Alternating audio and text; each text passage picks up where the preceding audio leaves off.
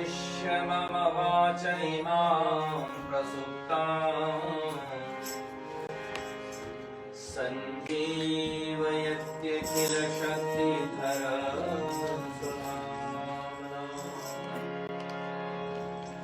अन्याश्च हस्तचरणौ श्रवणत्वगादिन् प्राणान्नमो भगवते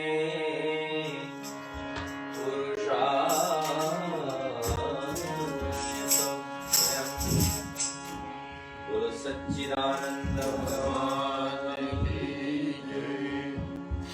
अपने अंतःकरण में स्थित परमात्मा जिसके कारण हमारी इंद्रिय चैतन्य बढ़ रही है, इस परमात्मा को स्मरण करें। तत्रैव गंगा यमुना त्रिवेणी गोदावरी सिंधु सरस्वती च सर्वाणि तीर्थानि वसन्ति तत्र यत्राच्युतो नार कथा प्रसंग। परमात्मा के उदार चरित्रों का गान जहाँ होता है, सभी देवता सभी तीर्थ वहां कर निवास करते हैं। बोलो सच्चिदानंद भगवान की जय। गुरुर्ब्रह्मा गुरुर्विष्णु गुरुर्देवो महेश्वरः गुरुः साक्षात् परब्रह्म तस्मै श्री गुरवे नमः। तस्मै श्री गुरवे नमः। सर्वव्यापक सर्वनियंता उस सद्गुरु तत्व को प्रणाम करके आइए अपने मन वाणी को पवित्र करें। श्री कृष्ण शरणं मम ये मंत्र सदा जपते जाना, आया जब तुम इस भूतल पर सफल जन्म करते जाना। श्री कृष्ण शरणं मम मंत्र जपते जाना, आया जब तुम सफल जन्म करते जाना। श्री कृष्ण शरणं मम ये मंत्र सदा जपते जाना, आया जब सफल जन्म करते जाना। श्री कृष्ण शरणं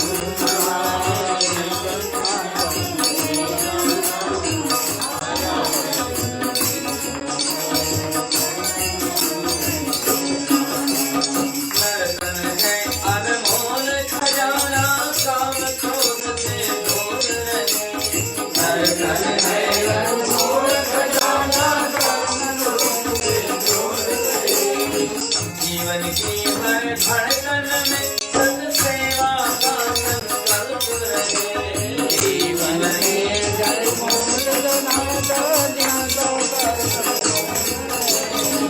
आया जब तुम इस भूतल पर सफल जन्म करते जाना।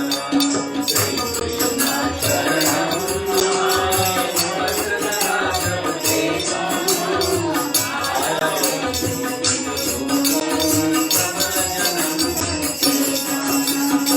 आया जब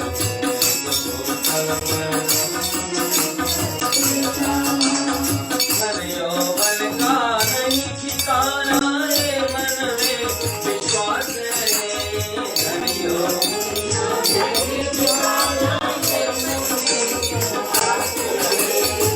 भूखे को भोजन करवाना, जीवन का संकल्प रहे। भूखे को भोजन करवाना, आया जब तुम इस भूतल पर सफल जन्म करते जाना। आया जब तुम इस भूतल पर सफल जन्म करते जाना। श्री कृष्ण शरणं मंत्र सदा जपते जाना,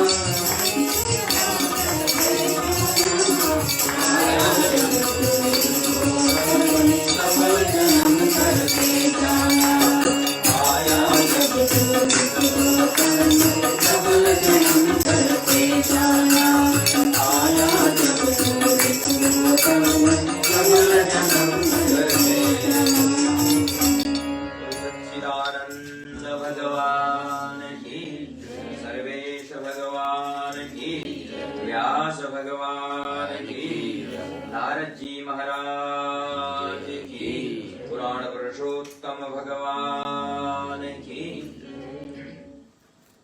एक बार पुनः आज छठे दिन के इस पड़ाव पर आप सबका स्वागत करते हुए अत्यंत हर्ष हो रहा है।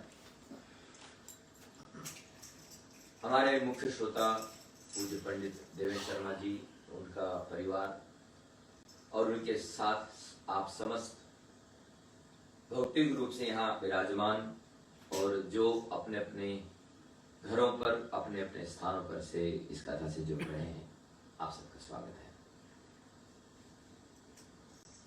कल तक की कथा में हम लोगों ने नारद पुराण के माध्यम से प्रथम खंड उसका समाप्त किया था। इसमें दो खंड हैं, प्रथम खंड और द्वितीय खंड।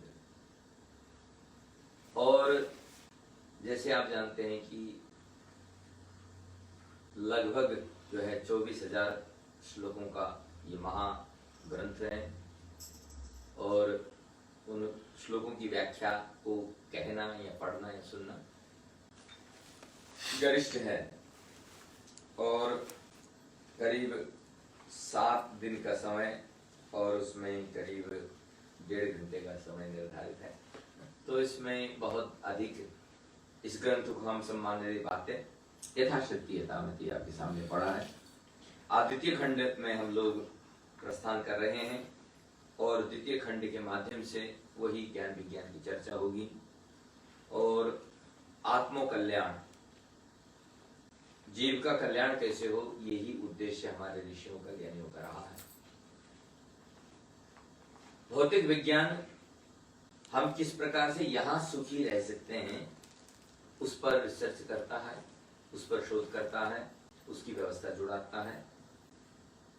लेकिन आध्यात्मिक विज्ञान ये यहाँ सुखपूर्वक रहते हुए भी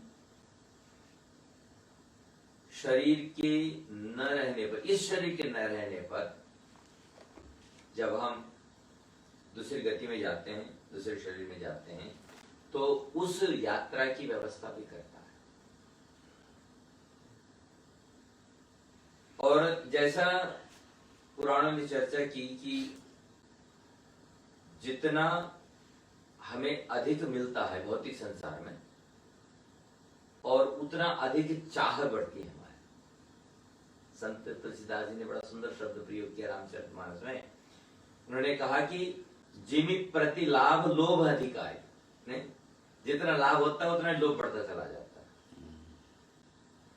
तो उसका कोई अंत नहीं होता है। और गीता में भगवान ने साफ कह दिया कि यदि शांति चाहिए त्यागा शांति अनंतरम।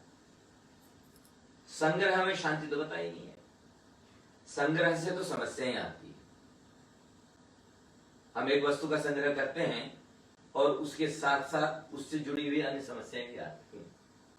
शायद आपको मैंने पहले कभी स्मरण दिलाया होगा, एक सज्जन गुरु दीक्षा लेने के लिए, साधना करने के लिए अपने गुरु के पास गए, एक संत के पास गए और संत से प्रार्थना की कि हमें अब जो साधक जीवन में रहना है, तपस्वी जीवन में रहना है, इसलिए आप हमें गुरु दीक्षा दीजिए।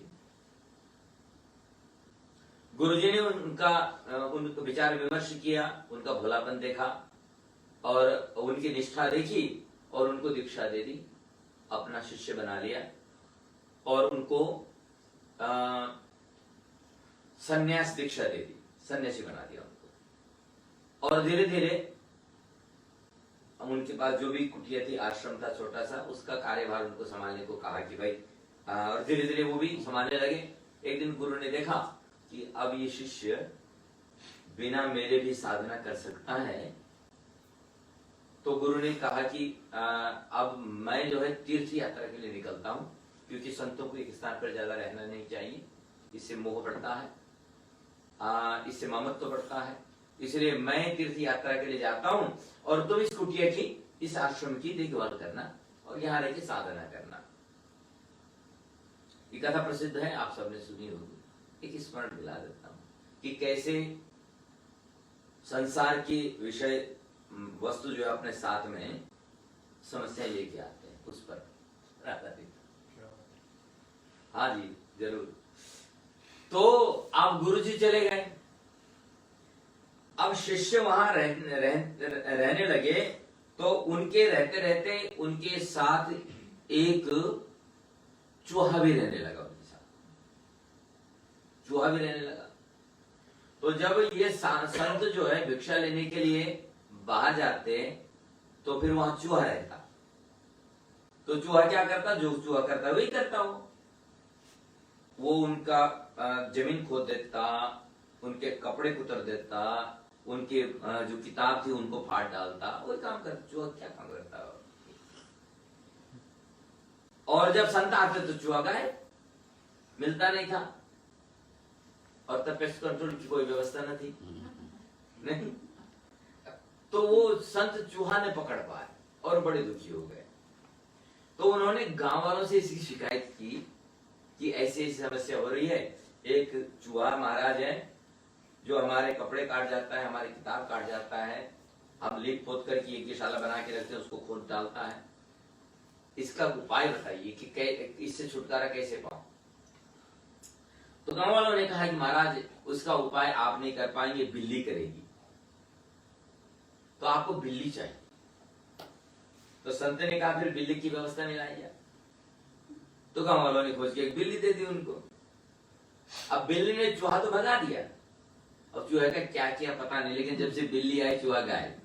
तो संत ने कहा चलो अब जो है न पुस्तक फाड़े जाएंगे न कपड़े फाड़े जाएंगे। तो लेकिन अब बिल्ली परेशान करने लगी, और बिल्ली को चाहिए दूध। संतों ने कहा कि भाई चूहा से तो छुटकारा मिल गया, लेकिन अब बिल्ली का कैसे पालन पोषण करूं मैं, मेरे पास तो दूध नहीं है। तो उन्होंने कहा महाराज दूध तो गाय देती है, फिर नहीं तो आप गाय रख लीजिए। तो किसी दानी ने गाय दान कर दिया उनको कि आप ये गाय पालिए और दूध देगी, आप भी पीजिए, बिल्ली को भी पिलाइए।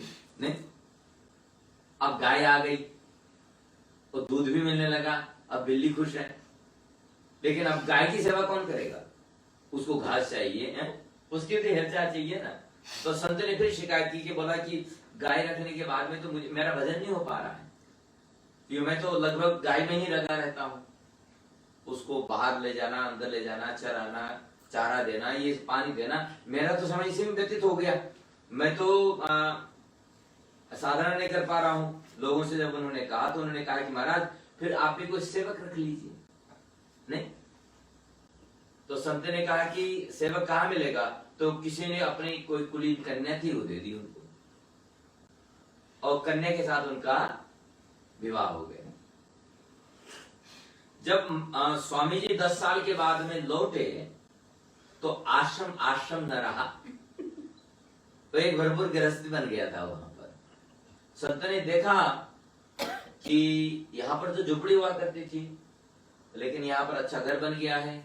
यहाँ पर तो एक साधु रहता था, लेकिन यहाँ तो कोई गृहस्थ रह रहा है। तो उन्होंने आवाज लगाई और ये सज्जन बाहर निकले और उन्होंने कहा कि भैया यहाँ एक मेरा शिष्य रहता था, साधु छोड़ के गया था, और यहाँ एक कुटिया हुआ करती थी, और क्या हुआ उसका कुछ पता चलेगा। तो वो रोता हुआ गिर पड़ा चरणों में। उसने कहा गुरुदेव मैं ही आपका शिष्य हूँ। बोला ये सब कैसे हुआ। बोला ये चूहा नहीं कर देखा। चूहे के कारण पूरी घर गृहस्थी। संत ने कहा खुश रहो, मैं जा रहा हूं, तुम रहो यार। तो जिम्मे प्रति लाभ लोभ अधिकाई। एक समस्या को निपटाने के लिए हम जब दूसरी चीज लेकर आते हैं तो वो दूसरी समस्या आ जाया करती है। इसलिए संसार में यदि सुखी रहना है तो आध्यात्मिक गुरुओं ने जो शिक्षा दी वो सबसे ज्यादा कारगर है, बजाय कि हमारे आधुनिक वैज्ञानिक हैं वो कहते हैं चलो अच्छा इस साधारण झोपड़ी आपको दुखी करती है तो बढ़िया सा घर बना लो। अब वो बढ़िया घर भी आपको गर्मी सर्दी करती है तो एयरकॉन लगा लो, तो फिर बिल तो आएंगे ही नहीं। और ये बिल आते हैं तो फिर कमाओ, तो कमाने के लिए भाग। मैंने व्यक्ति का जीवन इसी चला गया ना। इस तरह से आध्यात्मिकता में जो व्यक्ति जीतता है वो भीतर से मस्त रहता है, वो सुखी रहता है। और जब हम संसार में जीते हैं, संसार के लिए जीते हैं और संसार के पदार्थों पर आश्रित रहते हैं, तो फिर हमको वो दुखी किया करते हैं और उनके साथ जो दुख जुड़ा हुआ है, वैसे संसार का ही नाम दुखालयम अशाश्वतम ऐसा लिखा कि ये दुख का घर है और नश्वर है, ये लिखा। और संसार में आकर के सुख खोजना तो व्यर्थ ही है ना। माने औषधालय में औषधि मिलेगी, भोजनालय में भोजनी मिलेगा और दुखालय में दुखी तो मिलेगा, सुख यहाँ नहीं मिलेगा ना। क्योंकि संतों ने कहा कि संसार की परिभाषा क्या है, बोला दुखालयम अशाश्वतम। एक तो नश्वर है, दूसरा दुख का घर है। यहाँ दुख ही मिलता है। यहाँ सुखी जीव भी आएगा तो वो भी दुखी हो जाया करता है। जैसे हम सत्यनारायण कथा में सुनते हैं ना, देवलोक के सुखी नारद जी जब मृत्यु लोक में आए तो वो भी दुखी हो गए नहीं। तो यहाँ जो आए वो दुखी, और जिनको दुख भोगना है कर्म परवश वो यहाँ आया करते हैं। तो इस तरह से उन दुखों से कैसे निवृत्ति हो, एक तो ये उपाय साधु संत हमको बताते हैं, और दूसरा इस संसार में यदि हम आए हैं तो हमें कैसे रहना चाहिए, उसी का नाम है सदाचार। एक बेटे का कर्तव्य, एक बच्चे का मतलब बेटा माने बेटी भी, बेटी का कर्तव्य, बेटा का कर्तव्य, पति पत्नी का कर्तव्य, माता पिता का कर्तव्य, गुरु शिष्य का कर्तव्य, ये सब कर्तव्य। और किसका क्या कर्तव्य है वो इसमें बताया। और फिर भगवान ने कहा कि स्वकर्मणा तमभ्यर्च सिद्धिम विन्दन्ति मानवा। जिसका जो कर्तव्य है उस कर्तव्य के आधार पर यदि हम कर्म करेंगे तो वही भगवान की अर्चना हो जाएगी, वही उसकी पूजा हो जाएगी और उसी से आपको सिद्धि होगी। शास्त्रों में बहुत सारे ऐसे एग्जाम्पल मिलते हैं कि पति सेवा करने पर पत्नी को मुक्ति मिल गई, गुरु सेवा करने पर शिष्य को मुक्ति मिल गई नहीं। और यही यहाँ पर बता रहे हैं कि भगवान की सेवा करने से भक्तों को मुक्ति मिल गई। तो वो स्वकर्मणात्म अभ्यर्च, अपने निहित कर्मों के द्वारा, अपने कर्तव्य के द्वारा। पूरी गीता में भगवान ने अर्जुन को कर्तव्य की शिक्षा तो दी ना, और कहा कि स्वधर्मे निधनम श्रेय परधर्मो भयावह। आपका जो धर्म है, आपका जो कर्तव्य है, उसका पालन करना ही श्रेष्ठ है। और अन्य का धर्म, जो हमारा धर्म नहीं है, जो हमारा कर्तव्य नहीं है, जिसके लिए हम नहीं बने हुए हैं, हम जब वो बनने की कोशिश करते हैं तो तब हम दुखी होते हैं, तब हमें दुखी होते हैं। वो सियार की कथा आपको पहले भी हम कई बार सुना चुके हैं कि एक बार जो है जंगल का राजा शेर होता है, और शेर था तो सब डरते थे उससे। तो एक बार सियारों ने विचार किया कि ये राजा है जो है ना, बड़ा घमंडी है, इसको जरा हमें किसी तरह से मात देना पड़ेगा। तो शेर को मात दिखाने के चक्कर में सियारों ने मीटिंग की, और उसमें से एक बड़ा चालाक सियार था। और जब शेर को पता चला कि मेरे विरुद्ध षड्यंत्र कर रहे हैं, तो सियार के पीछे पड़ गया। शेर पीछे और सियार आगे। दौड़ता दौड़ता सियार ने ऐसी छलांग लगाई कि वो एक टंकी में गिर गया, और वो टंकी धोबी की थी। धोबी क्या करता था, उसमें कपड़े रखता था वो। तो उस टंकी से जब वो सियार निकला तो उसका कलर सब कुछ चेंज एकदम। और शेर ने देखा कि ऐसा विचित्र प्राणी तो हमने कभी देखा नहीं, तो अब शेर डरने लगा उससे। और जब उसने देखा कि अब शेर मुझसे डर रहा है, तो मौके का फायदा उठा करके उसने कहा कि मैं कोई विचित्र ही प्राणी हूं और आज से जंगल का राजा मैं हूं। शेर मान गया, उसने कहा भाई ठीक है, ऐसा प्राणी हमने आज तक देखा नहीं जंगल में, तो इसलिए तुम शेर। अब वो पानी से बचता रहा, जब तक उसके शरीर पर कलर चढ़ा रहा तब तक वो जंगल का राजा बना रहा। लेकिन था तो शियारी, तो शियारों पर ज्यादा अत्याचार करता था। तो शियार होता बड़ा चालाक है नहीं, उन्होंने कहा कि और ही शियार होना चाहिए, क्योंकि इसकी सारी रीति कुरीति वगैरह सब शियारों से मिलती जुलती है, तो पता कैसे चले, क्योंकि सिक्योरिटी बहुत टाइट थी। तो शियारों ने मीटिंग की, उन्होंने कहा कि ठीक है, इसका उपाय एक ही है, जब एक गहरी नींद में सो रहा होगा ना, तब हम सब जो है इसका उपाय करेंगे। तो एक दिन आधी रात को गहरी नींद में जब ये सोया हुआ था, अपने महल था जंगल में, कहा महल होते हैं, चलो माने राजा है, जब सो रखा था तो उसके करीब आकर के शियार सब चिल्लाने लगे, तो ये भी चिल्ला पड़ा। और स्वभाव तो स्वभाव ही होता है ना, और सामने ही शेर था, उसने उसको धरपकड़ा में मार डाला। उसने कहा अच्छा तू शियार था, लेकिन छद्मवेश में मुझे चल रहा था। तो कई बार हम जब इस तरह की कोशिश करते हैं तो उसी के चक्कर में हम मारे जाते हैं। शियार अपना यदि स्वधर्म न छोड़ता, अपना स्वभाव न छोड़ता, तो आज ये गति उसकी न होती। और झूठ बहुत दिन तक टिकता भी नहीं, थोड़े दिन तक आप छिपाएंगे, उसके बाद तो पकड़ में आना ही। इसलिए सबसे अच्छा है कि अपने असली स्वभाव में रहें और सुखी रहें, और वो आध्यात्मिक शिक्षा ही देगी। अन्यथा तो आज हम लोगों ने इतने सारे मुखौटे पहन लिए हैं और उनको बचाने के चक्कर में हम बड़े दुखी कर गए। जो हम बन गए, जो है नहीं, जो बन गए हैं, उसको छुपाने के लिए हमें झूठ का, प्रपंच का, छल का सहारा लेना पड़ता है। ये जो ग्रंथ हैं यही बता रहे हैं कि इस तरह का जब पाप कर्म हमसे हो जाए, जाने अनजाने कर्म बस प्रारब्ध जोड़ी, उनसे छुटकारा आप कैसे पा सकते हैं? जीवन रहते ही। क्योंकि जब तक हमारे पास जीवन है, जब तक हम मनुष्य शरीर में हैं, तब तक हम कर्म करके अपना प्रायश्चित कर सकते हैं। क्योंकि इसको योग योनि कहा गया, कर्म योनि है, इसमें कर्म कर सकते हैं। लेकिन जब हम भोग योनि में रहते हैं, जैसे पशु पक्षी इत्यादि, वो कोई सत्कर्म नहीं कर सकते। हाथ केवल मनुष्य के पास ही नहीं, हाथ कर्म का प्रतीक है। और भगवान ने वेद में कहा कि ब्राह्मणों से मुखम आसीर वाहु राजन्य करता है। बाहु, भगवान कहते हैं बाहु, जो ये क्षत्रिय है ये मेरे बाहु है, माने बल, बल शक्ति है।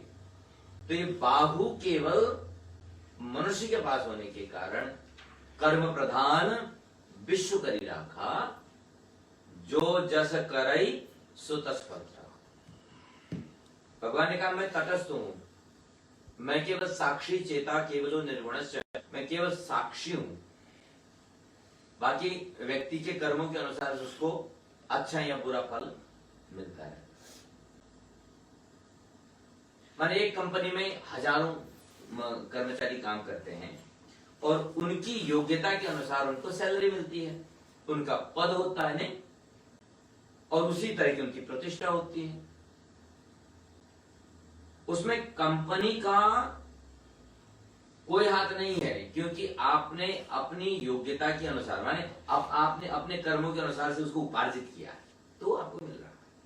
तो कोई भेदभाव नहीं है। कोई छोटा काम करता है अपनी योग्यता से कर रहा है, कोई बड़ा काम कर रहा है अपनी योग्यता से कर रहा है, तो अपने कर्मों का फल उनको फिर मिल रहा है।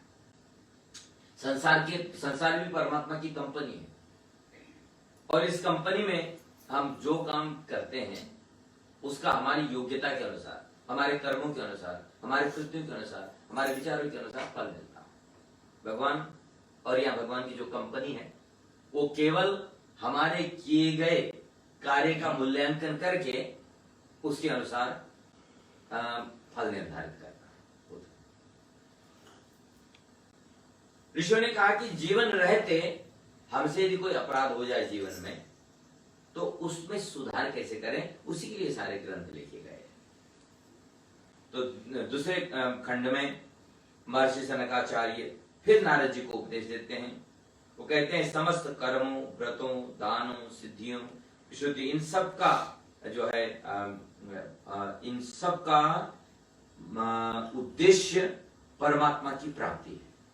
हम व्रत करें, उपवास करें, त्याग करें, दान करें, इन सब का उद्देश्य परमात्मा की प्रसन्नता है, परमात्मा को प्राप्त करना है। और हम परमात्मा के उतने ही करीब जाते हैं जितने हम पवित्र होते हैं। रामचरितमानस में भगवान ने कहा ना कि जब सुग्रीव ने कहा भगवान से कि ये जो विभीषण आ रहा है ना, ये राक्षस वृत्ति का है, राक्षस परिवार से आ रहा है, पता इनका कोई भरोसा नहीं होता है। तब भगवान ने बड़ा सुंदर जवाब दिया था। उन्होंने कहा कि विभीषण, निर्मल मन जन सो मोहि मोहि कपट छल छेद निर्मल मन जन सो मोहि कपट छल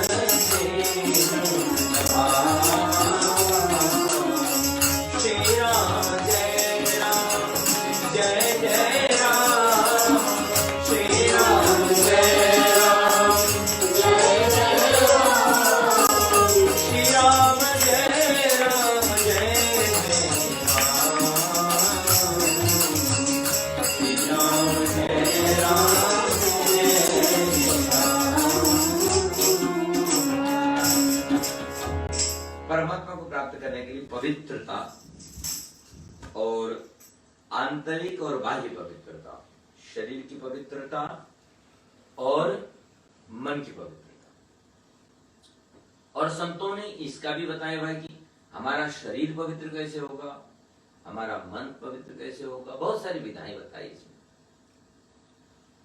और बिल्कुल सिंपल सारे शब्दों में संतों ने कहा कि तन पवित्र सेवा कर, और धन पवित्र कर दान, और मन पवित्र हरि होत त्रिविध कल्याण। तो अब इससे सिंपल लैंग्वेज में कौन समझा सकता है बताइए। वेदों का गूढ़ से गूढ़ रहस्य, पुराणों का जो रहस्य है, संतों ने सरल भाषा में रख दिया कि भाई ये 3 चीज कर लो, आप भगवान के करीब चलते जाएंगे, आप भगवान का प्रेम प्राप्त करें। और भगवत प्रेम यदि मिल जाए तो इससे बढ़कर के दूसरी कोई उपलब्धि हो ही नहीं सकती है। परमात्मा से वस्तुओं को प्राप्त कर लेना ये एक चीज है, लेकिन परमात्मा से परमात्मा का प्रेम प्राप्त कर लेना। देखो राम जी की सेवा में कितने लोग लगे हुए थे, लेकिन प्रेम प्राप्त किसको हुआ? केवल आंजनेय को, केवल हनुमान जी को। गले किसको लगाया? केवल हनुमान जी को। आशीर्वाद तो सबको दिया, और आशीर्वाद के साथ साथ राम की कृपा सब पर बनी रही, लेकिन हनुमान जी की ही परमात्मा राम के अंतःकरण में स्थान, जो स्थान उन्होंने प्राप्त कर लिया, वो अन्य किसी को नहीं मिल पाया। और भगवान ने कहा भी, तुम और भरत में कोई भेद नहीं है ना, अपना बिल्कुल भाई बना दिया।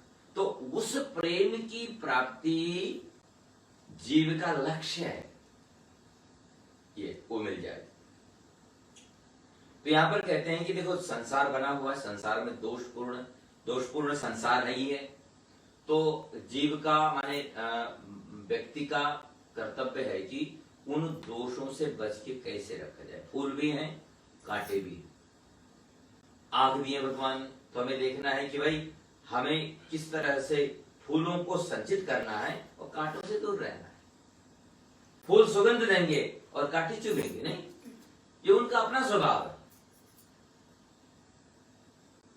अमृत अमर करेगा, जहर मार डालेगा, ये उनका अपना स्वभाव है नहीं। और समझदार को अपनी समझ के अनुसार, ये समझ तो भगवान ने मनुष्य को दी हुई है ना, अपनी समझ के अनुसार से उसको अपना जीवन बनाना है। और ये पुराण ये बताते हैं कि यदि हमसे कोई अपराध हो जाए संसार में रहते हुए, तो उसका निराकरण कैसे हो सकता है, उसको आप कैसे प्रायश्चित करके उसका शमन कर सकते हैं। तो प्रायश्चित की बड़ी बड़ी विधाएं यहां पर लिखी हुई। तो नारद जी बोले कि प्रभु, क्या महालय हो जाने पर पुण्य और पाप का योग नष्ट हो जाता है, अथवा उस समय भी भोगों की समाप्ति नहीं होती? प्रश्न ऐसा है कि नारद जी ने कहा कि महाप्रलय होता है, प्रलय काल में तो सब कुछ मिट जाता है। नहीं, जब प्रलय हो ही गया, सब कुछ मिट ही गया, तो हमने जो अच्छे या बुरे कर्म किए हुए हैं, क्या वो भी मिट जाते हैं? उसका जवाब दे रहे हैं सनकाचार्य। कहते हैं, ये महाभाग, आपने बड़ा ही गूढ़ प्रश्न, गहरा प्रश्न पूछ लिया है। ज्योति स्वरूप अक्षर और अनंत नारायण जो निर्गुण होते हुए भी गुणों से युक्त होकर भेद युक्त प्रतीत होते हैं, निर्गुण भी है और सगुण भी है। ब्रह्मा रूप में वे सृष्टि की उत्पत्ति करते हैं, विष्णु के रूप में वे स्थिति और शिव के रूप में संहृति करते हैं। संहृति के उपरांत पुनः सृष्टि का क्रम निरंतर चलता है। सृष्टि स्थिति विनाशान में प्रलय के अवसान में ब्रह्म के मन में एको हम बहुश्याम, अर्थात सृष्टि रचने की इच्छा उत्पन्न होती है और उसकी इच्छा के आधार पर ही सृष्टि उत्पन्न होती है।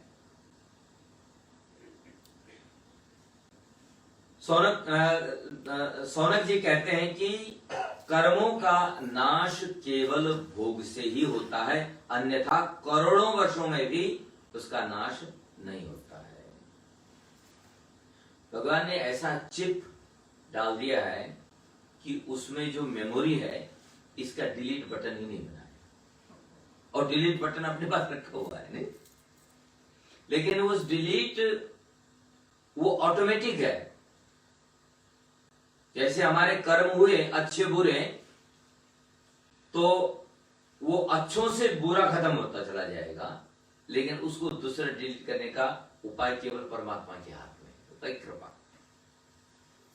यह अटल सिद्धांत है। भगवान कहते हैं, प्रलय के समय में तथा पुनः सृष्टि रचना होने के समय में समस्त प्राणियों का कर्म बीज नष्ट नहीं होता, वो बीज के रूप में रहता है। बीज कितना छोटा होता है नहीं, लेकिन वही बीज समय पाकर के वृक्ष बन जाता है नहीं। कहते हैं कि बीज के रूप में वो प्रसुप्त अवस्था में रहता है, सोया हुए अवस्था में रहता है, जो सृष्टि के समारंभ के साथ ही उद्भूत जागृत हो जाता है। अतः पापों के फल के अनंत वर्षों तक भुगतने की बात में संदेह नहीं है। ये अनंत बना रहता है। कर्मों के बंधन में बधे प्राणी स्वर्ग आदि पुण्य लोकों में अपने पुण्य कर्मों का अथवा नरक में अपने पाप कर्मों का फल भोग कर जब कर्मों को क्षय कर चुकते हैं, जब वो खत्म कर लेते हैं, तो अर्थात उनके खाते में कुछ बचता नहीं है, तो तभी मुक्ति मिलती है। माने न अच्छा बचे न बुरा बचे, वो बैलेंस होना चाहिए।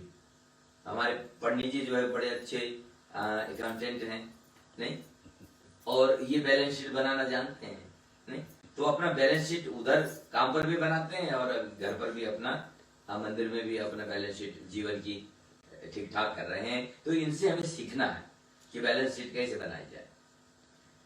कर्मशेष रहने पर जीव को नरक के दुख भोग के उपरांत हमारे ऐसे कर्म हो जो अच्छे कर्म नहीं हो पाए, तो जब उनका हम भोग हैं, तो उसके बाद में भगवान कहते हैं कि जब वो हमारी सृष्टि प्रारंभ करता है, तो पहले वृक्ष बनाता है, लता बनाता है, पर्वत बनाता है, घास बनाता है, जो कि अज्ञान से ग्रस्त है, चेतना है नहीं ना उनमें।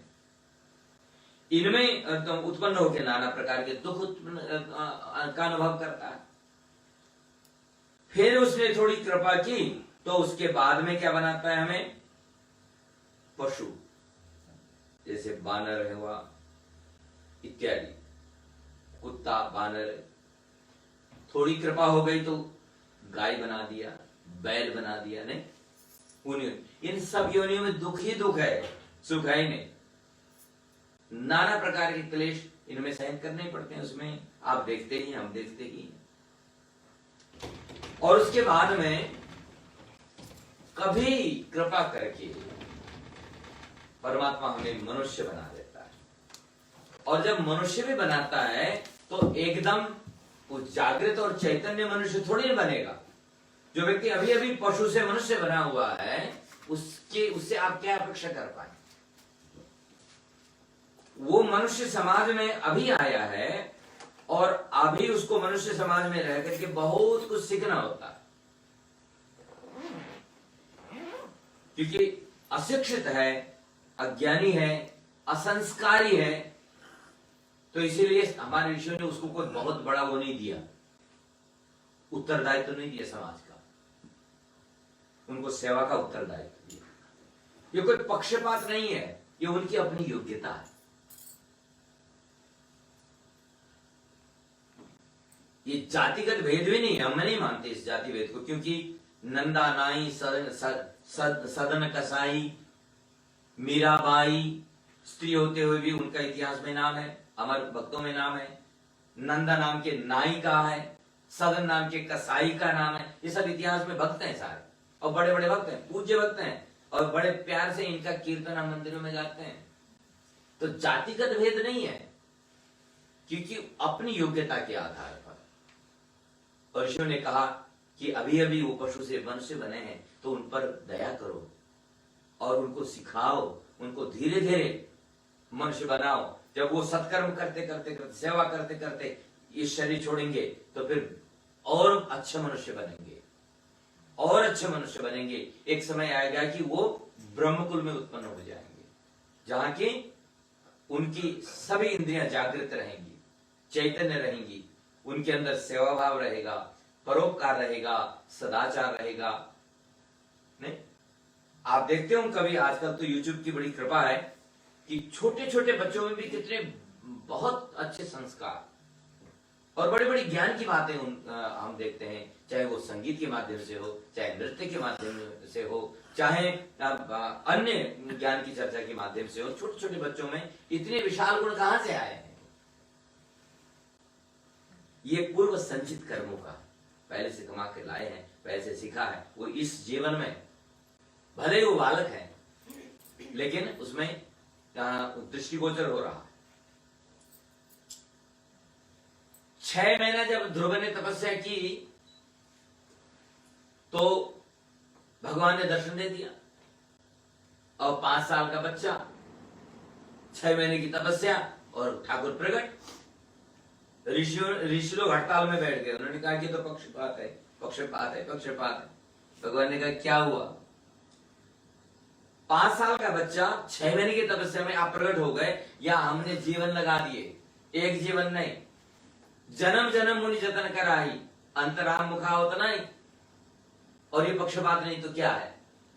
तो भगवान मुस्कुराए, उन्होंने कहा ठीक है। तो एक बड़ी सी नाव बनाई, उस नाव में ऋषियों को रखा, और क्षीर सागर के निवासी तो ही है परमात्मा नहीं, और समुद्र में चलते गए चलते गए चलते गए, और बहुत चलने के बाद में सामने कुछ बड़े बड़े पर्वत दिखाई दिए। भगवान ने कहा ऋषियों जानते हो ये पर्वत कौन किस चीज के हैं? उन्होंने कहा नहीं प्रभु, हमने न कभी सुना न कभी देखा। तो ऐसे 7 पर्वत दिखाए, और भगवान ने कहा कि ये उस ध्रुव की पूर्व जन्म की हड्डियों का ढेर है। 7 जन्मों तक ऐसी कठोर तपस्या करके अब वो ध्रुव के रूप में प्रकट हुआ है, और तब जो है मैंने उसको दर्शन दिया है। तो कहां पर पक्षपात हो बताइए? तब ऋषियों ने भगवान के चरण पकड़ लिए। उन्होंने कहा प्रभु हमें पता न था कि ध्रुव इतना बड़ा तपस्वी था अपने पूर्व जन्म में, कि तपस्या करते करते 7 जन्म गवा दिए, और फिर 8वें जन्म में आपने उसको दर्शन दिया है। तो ये परमात्मा पक्षपात तो है ही नहीं, कभी वो पक्षपात तो कर नहीं सकता। लेकिन ये हम तो नहीं जानते ना, हम नहीं जानते, इसलिए समझते हैं भगवान पक्षपात करता है। भगवान पक्षपाती नहीं है, और जब समय आता है तो तब ठाकुर कृपा करता जरूर है। तो कहते हैं कि हमने जो कर्म किए हैं वो जब तक बैलेंस नहीं होंगे मुक्ति नहीं हो सकती। और मुक्ति के लिए फिर दो तरह की मुक्ति का यहाँ वर्णन आता है कि एक मुक्ति होती है क्रम मुक्ति। आप जैसे सत्कर्म करें और उससे आपके बुरे कर्मों का फल कटता जाएगा। और जब एक बार बुरे कर्म सब कट गए, अब जो फिर सत्कर्म बचे हुए हैं तो फिर उनका भी लाभ, माने उनको भी मत बढ़ाइए, सत्कर्म मत बढ़ाइए फिर, और धीरे धीरे उनका भोग कीजिए। सत्कर्म भोग हो गई, बुरे कर्म है ही नहीं, तो मुक्ति, उसको बोलते हैं क्रम मुक्ति। ठीक है। और उसमें कई जन्म लग जाएंगे, एक जन्म में तो हो नहीं पाएगा ऐसा। और दूसरा होता है सद्यो मुक्ति, माने तुरंत। और तुरंत मुक्ति तो यूं ही नहीं होगी ना, वो तो परमात्मा जब कृपा करेंगे तो फिर वो मुक्त कर सकते हैं, उनको सारे अधिकार है। सद्यो मुक्ति और क्रम मुक्ति, ये दो तरह की मुक्ति की यहां पर चर्चा आई है। और फिर यहां लिखते हैं कि मनुष्य योनि में जीव जब तक जन्म धारण करता है और बार बार जन्म लेता है और बार बार मृत्यु को प्राप्त होता है, तो ये क्रम इसका चलता ही रहता है। जन्म काल में यातनाएं भी बहुत होती, पीड़ाएं भी बहुत होती हैं। इससे प्राणी का जो जब गर्भ से बच्चा पैदा होता है तो उस वक्त माँ को भी पीड़ा कर देता है और बालक को भी पीड़ा होती है। बल्कि ऐसा लिखा है कि जितनी पीड़ा माँ को होती है उतनी ही पीड़ा बालक को भी होती है पैदा होते समय, ऐसा लिखा है। और घोर कष्ट के साथ ही जब वो इस संसार में आता है, जब वो गर्भ में रहता है, यहाँ लिखा है गर्भ में उसको अपने कर्म सब याद आते हैं। लेकिन जैसे गर्भ से बाहर आता है ये बालक, तो उसकी स्मृतियां धीरे धीरे समाप्त होने लगती, भूलने लगता है। अब वो अपना बचपन में, खेलकूद में और यौवन विषय भोग में और उसके बाद में जब बड़ा हो गया तो जो नहीं है उसको लेने के लिए और जो है उसकी रक्षा करने की चिंता में रात दिन घूमता रहता है। परिवार के पोषण और संपत्ति अर्जन में अपना समय व्यतीत करता है। बूढ़ा हो जाने पर उसे वो दुर्बल हो जाता है, रोगी हो जाता है, असक्त हो जाता है, इंद्रियां शिथिल हो जाती हैं और उस समय उसे आत्म कल्याण तथा सदगति की सोच आने लगती है। लेकिन अब टू लेट, क्योंकि शरीर शिथिल और रोगों की प्रबलता के कारण वह चाहते हुए भी कुछ नहीं कर सकता। मुझे ये कबीरदास जी का ये सुंदर भजन याद आ रहा है, तो गा लें इसको।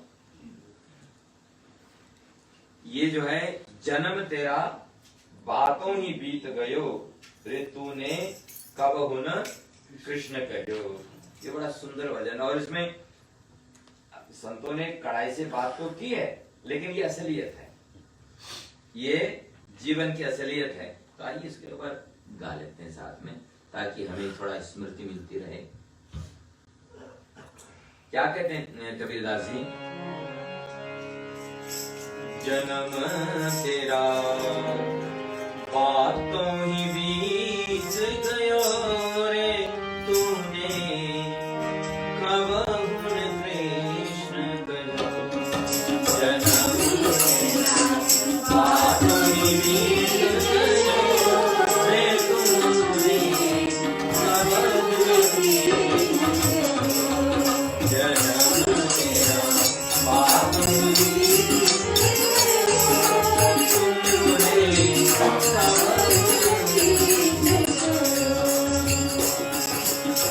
पाँच बरस का भोला भाला, अब तो 20 भयो, अब तो 20 भयो। मकर 25 माया कारण, मकर 25 माया देश विदेश रे तूने कब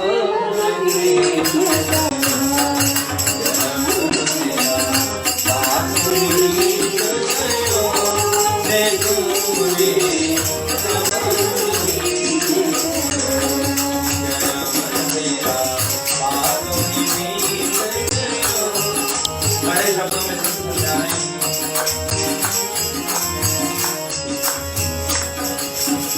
30 बरस की अब मति उपजी, लोग बड़े मिट गयो,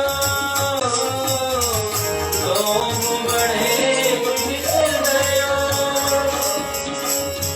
माया जोड़ी तूने लाख करोड़ी, माया तूने लाख करोड़ी, पर आज हुन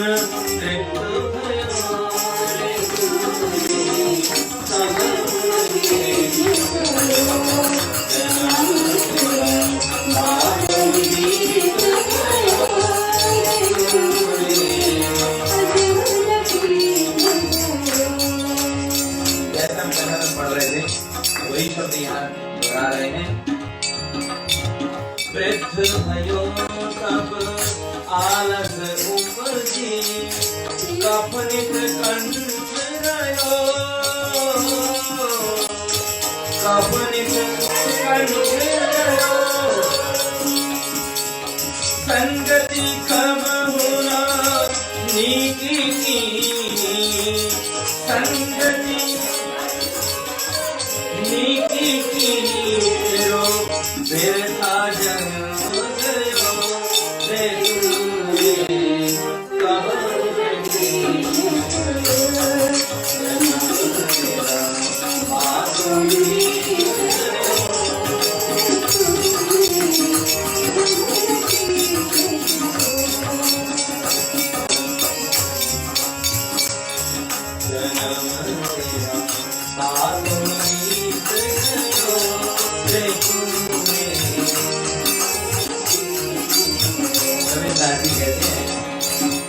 कहत कबीर समझ मन मूरत, कहत कबीर समझ मन मूरत, तुम क्यों भूल गयो,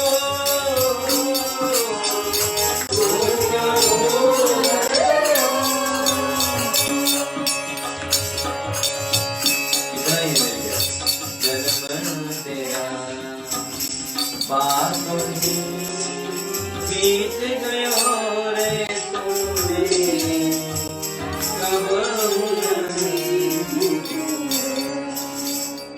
जन्म तेरा बातों ही बीत गयो, और बात करते करते समय निकल गया, पता ही नहीं चला, जीवन पूर्ण हो गया। और यहाँ जो है यमराज की चिट्ठी आ गई, पता नहीं चलता ना। तब संतों ने कहा कि फिर मुक्ति के लिए कौन कौन से उपाय हैं बताइए, कैसे व्यक्ति मुक्त करे। तो सबसे पहले कहा कि देवर्षि, जिस प्रकार मल को दूर करने के लिए धातु को अग्नि में तपाया जाता है, उसी प्रकार कर्मों के क्षय के लिए जीव भी सांसारिक अग्नि में तपता है, माने तपस्या की अग्नि में तपता है।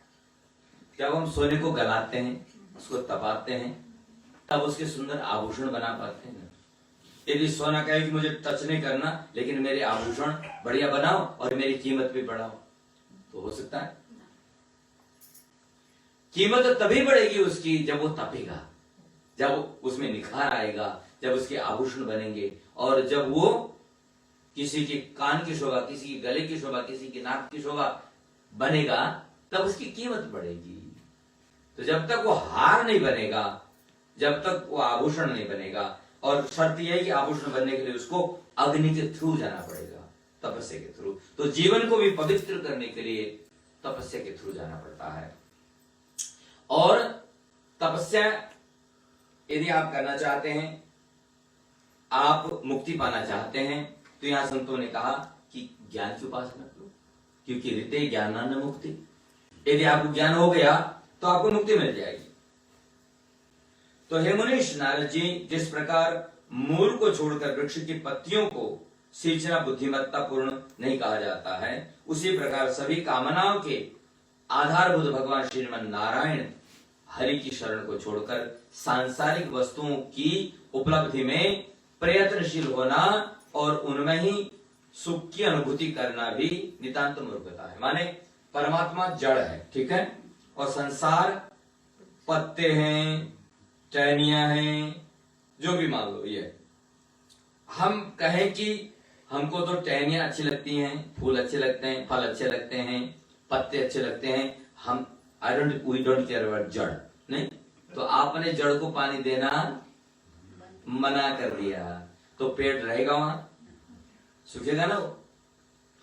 तो जड़ को सींचेंगे तो पूरा पेड़ हरा भरा रहेगा, लेकिन आप पत्ते को, डाली को, फल को, फूल को सींचेंगे तो उससे पूर्णता नहीं हो पाएगी, उससे वो वृक्ष बच नहीं पाएगा, धर्म वृक्ष।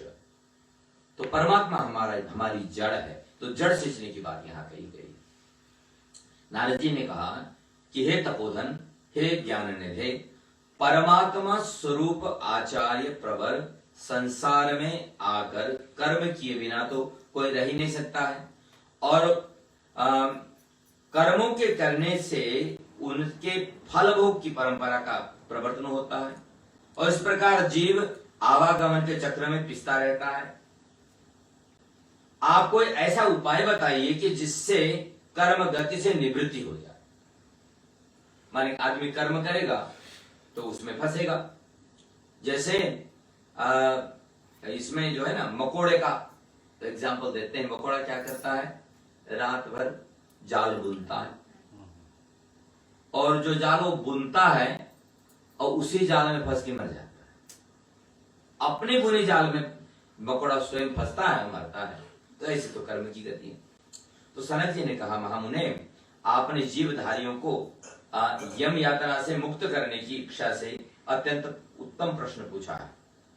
तो सुनिए, वे भगवान श्रीमन नारायण योग शास्त्र में कथित रीति से उपासना किए जाने पर तथा सब प्रकार के संगों का त्याग करके शम, दम इत्यादि जो अष्टांग योग बताया गया है,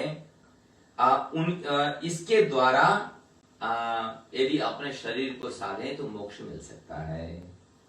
नारद जी ने कहा कि प्रभु, योग शास्त्र में वर्णित जो साधन का मुझे आपने परिचय दिया है, उसे आप विस्तार से बताने की कृपा करें। कि जो आप समदम की बातें कर रहे हैं उसको जरा हम विस्तार से सुनना चाहते हैं। तब ऋषि ने कहा कि यह शरीर क्षेत्र अर्थात आश्रयी का आश्रय स्थल है। आश्रयी आत्मा है। आत्मा किसमें रहती है, शरीर में रहती है, तो क्षेत्र है उसका। इसमें आश्रय लेने वाला क्षेत्रज्ञ कहलाता है। तो आत्मा क्षेत्रज्ञ है, जो कि परम पूर्ण है, साक्षी है, अक्षर है, नित्य, ये सारे उसके विशेषण है आत्मा के। तो मुनिश्रेष्ठ, योग के जो 8 अंग बताए गए हैं आप सुनिए। तो पहला है यम। और ये यम कितने प्रकार, यम किसको कहते हैं? बोला, यम कहते हैं अहिंसा, सत्य, आस्तेय, ब्रह्मचर्य, अपरिग्रह, अक्रोध और असूया। ये यम के अंदर आते हैं। तो अहिंसा क्या है? बोला, मन और शरीर से किसी को कष्ट न देना, न सोचना और न करना। वो यम में आता है, वो अहिंसा में आता है। तो फिर सत्य क्या है? बोला, धर्म और अधर्म का विचार करते हुए जो वेदोक्त वाक्य है उसका अनुशीलन करना, उसका पालन करना। अस्तेय क्या है? बोला, दूसरों के पदार्थों को बलपूर्वक छीन लेना। कोई चीज किसी के पास में आपने देखी पर आपको अच्छा लगा और आप उसको छीनने की प्रक्रिया बनाने लगे, नहीं, वो आस्तेय है और वो भी नहीं होना चाहिए। ब्रह्मचर्य, ये 8 प्रकार के हैं। ब्रह्मचर्य 8 प्रकार के हैं। बात न करना, दर्शन भी न करना, सुनना भी नहीं, विचार भी नहीं करना, एकांत में मिलना भी नहीं, इत्यादि। ये जो 8 प्रकार के ब्रह्मचर्य हैं, इसीलिए आप लोगों ने देखा होगा बहुत सारे साधु संत बहुत संकोच अवस्था में रहते हैं, ना कोई से बात करते हैं, न किसी का मुंह देखते हैं, अपना नीचे मुंह रह करके भजन करते हैं। तो वो इस यम धर्म का पालन कर रहे हो। अपरिग्रह क्या है बोला? घोर से घोर विपत्ति के समुपस्थित होने पर भी किसी के द्रव्य को हड़पने की चेष्टा न करना। चाहे कितनी विपत्ति आ जाए फिर भी किसी के पैसे को लेने का मन में संकल्प भी न लेना तो संकल्प न लेना, उसको अपरिग्रह कहते हैं। अक्रोध, किसी भी अवस्था में क्रोध न करना, अक्रोध होता है।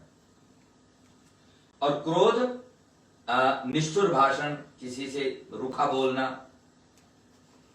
और किसी का परिहार करना, परिहास करना इत्यादि, उन सबसे बचे जो, उसको अक्रोध कहते हैं। असूया माने दूसरों के ऐश्वर्य को देख करके जो जलन भाव करना, उसको असूया कहते हैं। वो भी नहीं होना चाहिए। फिर उसके बाद नंबर 2 नियम। यम के बाद नियम है। तो नियम क्या है बोला? शास्त्र में जो विधि विधान लिखा गया है उसके अनुसार से रहना। गीता में भगवान ने कहा कि शास्त्र को प्रमाण मान करके हमें हर कार्य करना चाहिए। तस्मात् शास्त्रम प्रमाणम ते कार्या कार्यो व्यवस्थित हो। क्या करना है क्या नहीं करना है ये शास्त्र ने बताया है, तो शास्त्र की मर्यादा में रहकर उसका पालन करेंगे, तो वो नियम है। और इस नियम को जो है, एक तो तपस्या और स्वाध्याय। तपस्या माने तप करना, शरीर के मलों का शोषण करने के लिए व्रत आदि करते हैं, तपस्या हो गई। स्वाध्याय ओंकार आदि का, द्वादश अक्षर का जप करना, ध्यान करना, परिक्रमा करना, तीर्थाटन करना, और इसके साथ साथ शास्त्रों का अध्ययन अध्यापन, ये स्वाध्याय के अंदर आता है। और उसके बाद में वाचिक मंत्र के अक्षरों का, और जो हमने ऊपर कहा कि स्वाध्याय में जप आता है, जप, तो यहाँ जप बता रहे। जप 3 प्रकार से आप कर सकते हैं। हम पंडित जी के साथ चर्चा कर रहे थे दोपहर में कि जप 3 प्रकार से हो सकता है। एक, आप मंत्र बोलते हैं, जैसे ओम भूर्भुवस्सुवः तत्सवितुर्वरेण्यं भर्गो देवस्य धीमहि धियो यो नः प्रचोदयात्। आपने गायत्री मंत्र बोला, हमने बोला, आपने सुना, ठीक है। इसको बोलते हैं वाचिक जप।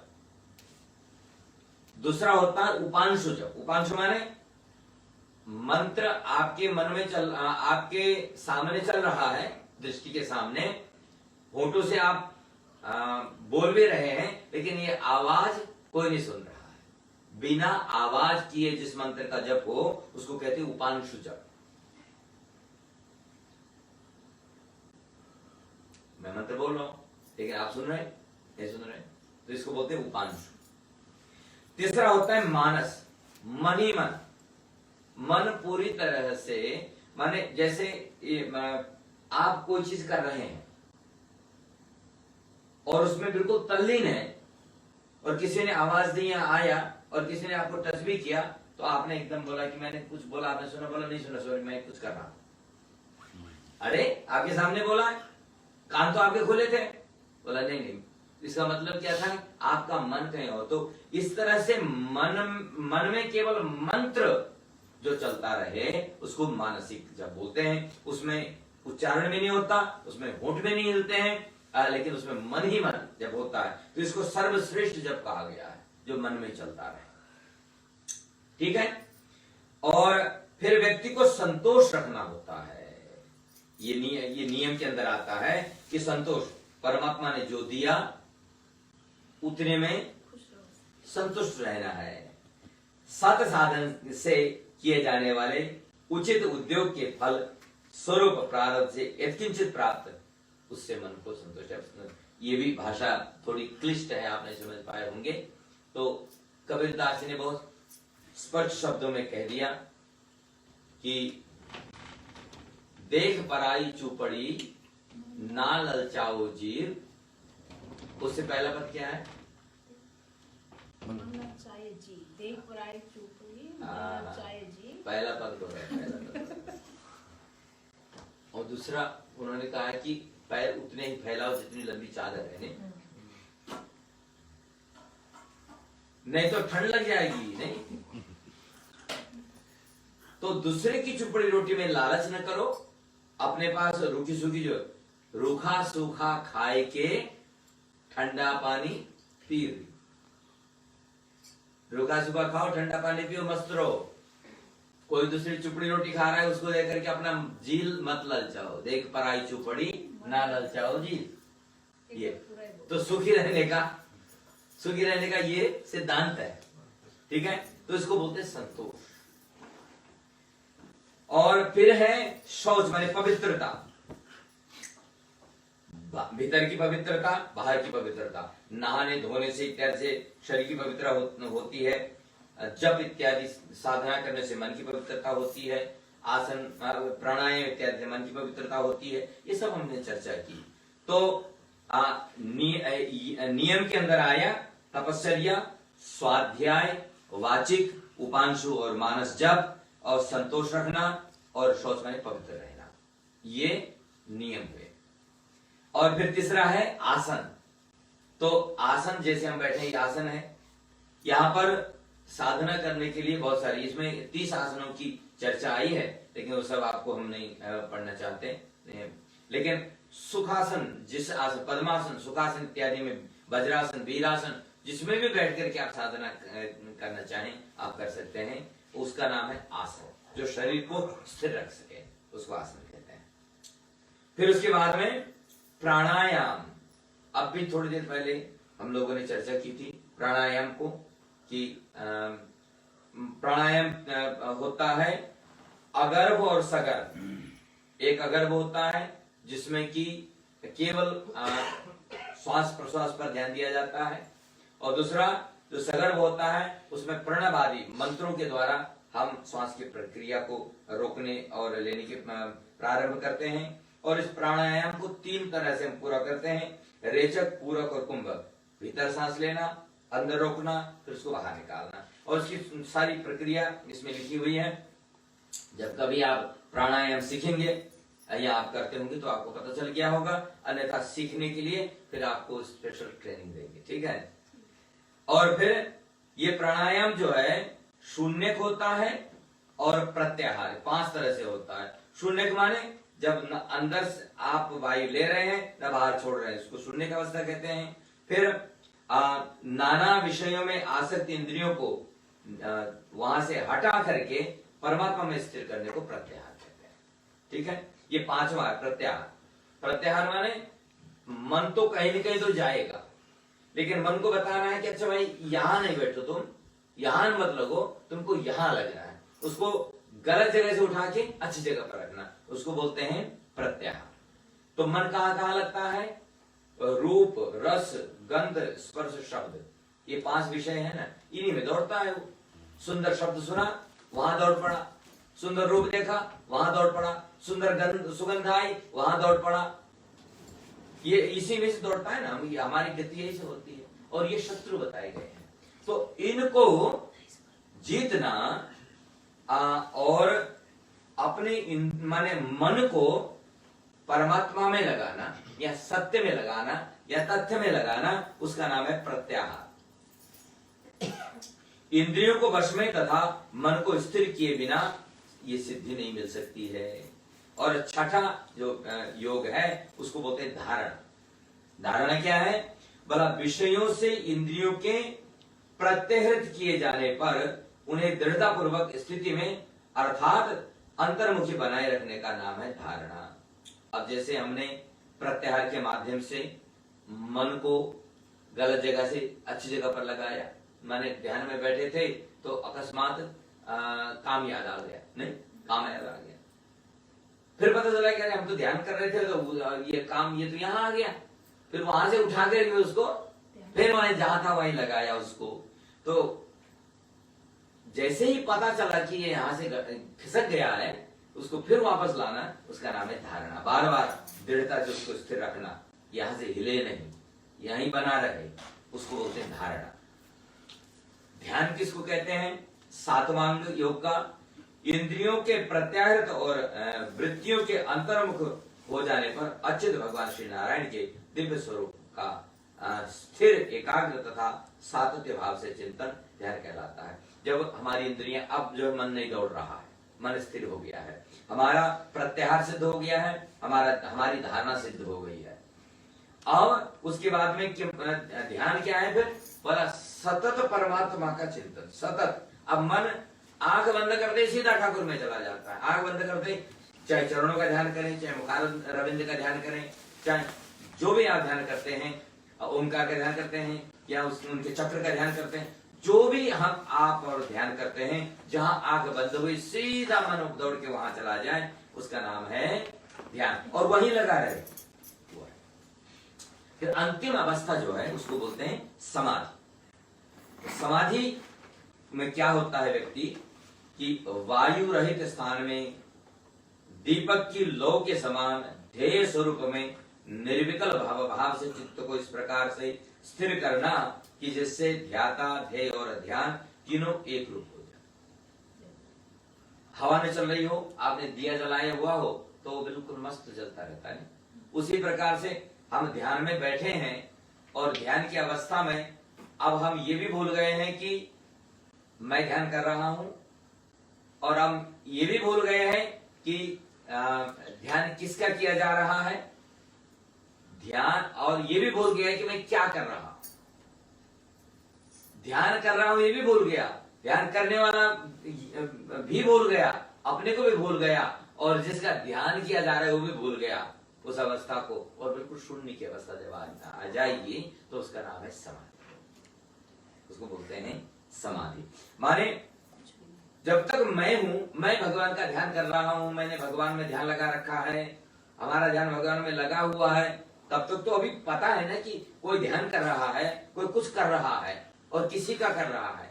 तो यहाँ तीनों चीज रहती है, मैं भी रहता हूं, ध्यान भी रहता है और भगवान भी रहता है।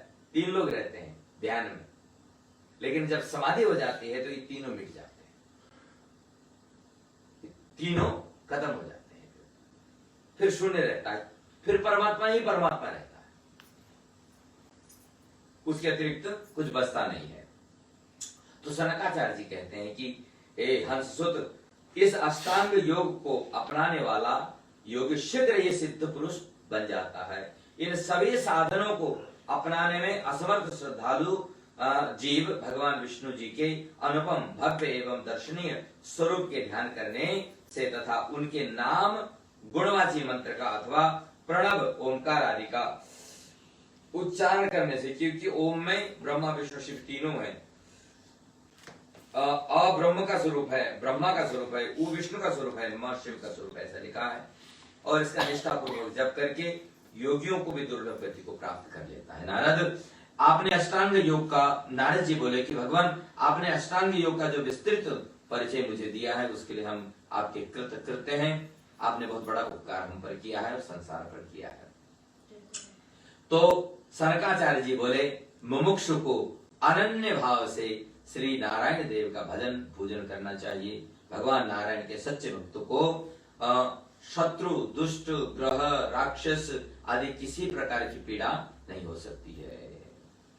उसके सभी मित्र होते हैं और सभी श्रेय हस्तगत रहते हैं उसके,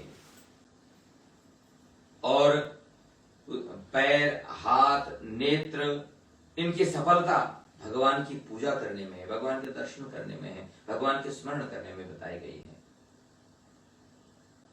देवर्षि संसार के मोह पाश का छेदन श्री हरि नारायण की कृपा से ही संभव है।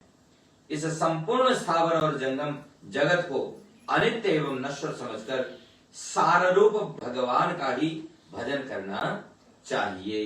हे मुनिवर, करोड़ों योनियों में भटकने के उपरांत परम सौभाग्य और अत्यंत कठिनता से ही मनुष्य का शरीर मिलता है। कृतमानस, कबहु करी करुणा नर देहि, देत हेतु बिन कबहु करी करुणा नर देहि, देत ईश बिन हेतु सने। रामचरितमानस में ऐसा है स्नेही, ऐसा मित्र, ऐसा अपना, ऐसा परमात्मा जो बिना किसी हेतु के, बिना किसी कारण के हमें ये शरीर दे दिया करता है। तो इस शरीर का पूर्ण उपयोग करें और इसका पूर्ण लाभ लें। उसके बाद में सनकाचार्य जी कहते हैं कि धृतराज भक्ति से भी मुक्ति किस प्रकार मिलती है, इसको सुनिए। इस संबंध में मैं आपको एक प्राचीन इतिहास सुनाना चाहता हूं। तो यहां पर एक भक्ति की कथा सुनाई है। कहते हैं कि प्राचीन काल में चंद्रवंश में, सूर्यवंश और चंद्रवंश दो हैं, तो चंद्रवंश में जयध्वज नामक एक विष्णु भक्त एवं यशस्वी राजा हुआ। वह राजा सदैव विष्णु मंदिर को स्वच्छ रखता था और वहां दीपक की व्यवस्था भी करता था। वो राजा समस्त प्राणियों के साथ दया, सहानुभूति और मैत्री का बर्ताव करता था। तो एक बार उस राजा ने एक अत्यंत सुंदर विष्णु मंदिर का निर्माण कराया, जिसके साथ सुवासित पुष्पों से सुशोभित सुंदर वाटिका माने बगीचा बनाया। राजा के मन में भगवान विष्णु के प्रति ऐसा सच्चा और उत्कृष्ट अनुराग था कि वो स्वयं ही मंदिर में झाड़ू लगाता था और स्वयं ही लीपा पोती करता था। राजा नित्य प्रति मंदिर में विष्णु जी के समक्ष भजन और कीर्तन, जप गान आदि करता था। एक बार राजा के पुरोहित, जिनका नाम बीतिहोत्र था, उन्होंने राजा से विष्णु मंदिर में झाड़ू लगाने, दीप जलाने तथा अर्चन पूजन का फल बताने को कहा। तब राजा ने विनम्र भाव से करबद्ध होकर के कहा, बुधेव, हे ब्राह्मण देवता, भगवान विष्णु देव जी की कृपा से मुझे अपने पूर्व जन्म का वृत्त स्मरण हुआ है, या जिसे सुनकर आपको भी आश्चर्य होगा। राजा कहता है कि स्वारोचिष मनवंतर के समय सतयुग था और रैवत नाम वाला एक वेदज्ञ ब्राह्मण था, जो धन के लोभ वश अनधिकारियों को भी यज्ञों का यजन करा देता था। आजकल लोग करते हैं ना कि तुम भी कर लो, हम भी कर लें, ऐसे कर लें, तो ऐसा नहीं होता है, शास्त्र विधान से करें। स्वभाव से निष्ठुर वह ब्राह्मण दूसरों की चुगली भी करता था और शास्त्र निषिद्ध काम भी करता था, जो शास्त्र में लिखा गया है उसके विपरीत काम करता था। और उसके शास्त्र विरोधी निंदनीय आचरण को देखकर उसके संबंधियों ने उसका त्याग कर दिया। बोला कि कोई बात ढंग की करता नहीं, इसको घर से निकाल दिया। कहते हैं कि धन तो धूप छाव के समान आने जाने वाला है, तो इसके लिए अपने कर्तव्य और धर्म को नहीं छोड़ना चाहिए। ब्राह्मण के मर जाने पर उसकी पत्नी विधवा हो गई और ब्राह्मण के ही संस्कार इस औरत में भी थे, और उस बंधुमती के पेट से एक बेटा उत्पन्न होता है जिसका नाम है दंडकेतु रखा जाता है। ये बड़ा चांडाल पैदा हुआ। माँ बाप जब ऐसे होंगे तो फिर क्या है, वही संस्कार आए। इस बालक के रूप में मैंने घोर महापाप कर्म किए। ये राजा कहता है मैं वही दंडकेतु था पहले, तो खूब पाप करता था मैं, मुझे पाप करने में बहुत मजा आता था, जीव हिंसा करता था, जुआ खेलता था, शराब पीता था और इसमें बहुत आनंद आता था मुझे। तो ये कहता है कि एक बार मैं एक सुंदरी से सुंदरी से भेंट हुई और उससे मैंने विवाह के लिए प्रार्थना की, उसने मान लिया। क्षमा करना, थोड़ा शब्द ठीक नहीं है। तो ये कहता है कि देखो हमारे पास धन तो ज्यादा नहीं था, हम लोगों ने विष्णु मंदिर में ही पहली रात बिताई, लेकिन वहां अंधेरा था तो हमने दिया जलाया, और वहां गंदा था तो हमने झाड़ू लगाया, तो अनजाने में दिया जल गया, मंदिर की सफाई भी हो गई, मंदिर के प्रांगण में, मंदिर के अंदर, मंदिर के प्रांगण में सफाई हो गई, और वहीं हम जब दोनों सोए तो इतने में जो है मंदिर के लोग आए, उन्होंने देखा कि ये दो व्यक्ति यहाँ सो रहे हैं, मंदिर में सोना मना है, तो हमको निकाल दिया, लेकिन दैव योग से हम उसी मंदिर में हम दोनों का प्राणांत भी हो गया होता है राजा। तो राजा कहता है कि अनजाने में ही मंदिर की सफाई हो गई, अनजाने में हमने तो अपने लिए दिया जलाया था, लेकिन भगवान ने अपने सोचा कि मेरे लिए दिया जलाया है, और उसके फलस्वरूप हमको विष्णु लोक की प्राप्ति हुई, और आज मैं तुम्हारा राजा बनकर के यहाँ आया हूं, और तब से मुझे भगवान विष्णु की भक्ति मिल गई। सनकाचार्य जी कहते हैं कि देवर्षि, अब मैं आपको सुधर्मा का एक वृतांत सुनाना चाहता हूं। सुधर्मा नाम के एक बहुत ज्ञानी पुरुष थे जो देव सभा में रहते थे। एक बार देवराज इंद्र ने अपने गुरु से पूछा कि आप जरा जितने मनु होते हैं ना, 14 मनु होते हैं, इनका जरा विस्तार बताइए कि कौन सा मनु होता है उसमें इंद्र, क्योंकि हर मनवंतर में अलग इंद्र होता है और अलग अलग मनवंतर में अलग अलग देवता होता है, तो आप मुझे बताइए। तो ब्रह्मा जी ने कहा, बृहस्पति जी ने कहा कि देखो मुझे तो इसका ज्यादा ज्ञान नहीं है, और यहाँ पर एक बहुत ही ज्ञानी श्रेष्ठ विप्र है, ब्राह्मण है, उनका नाम सुधर्मा है, हम उन्हीं से जाके पूछते हैं। तो इंद्र उनके आश्रम में गए और उनसे प्रश्न किया, तब उन्होंने देवराज इंद्र को समझाना, इंद्र को उनके प्रश्नों का उत्तर दिया। इंद्र ने पूछा कि प्रत्येक कल्प का क्या परिमाण है, कितना बड़ा होता है, कितना छोटा होता है, वो बताइए। ब्रह्मा जी के किस किस कल्प में कौन कौन सा देवता होता है ये बताइए, और आपकी इस समस्त ज्ञान विभूति का रहस्य क्या है, आपको ये ज्ञान कहां से मिला ये बताइए।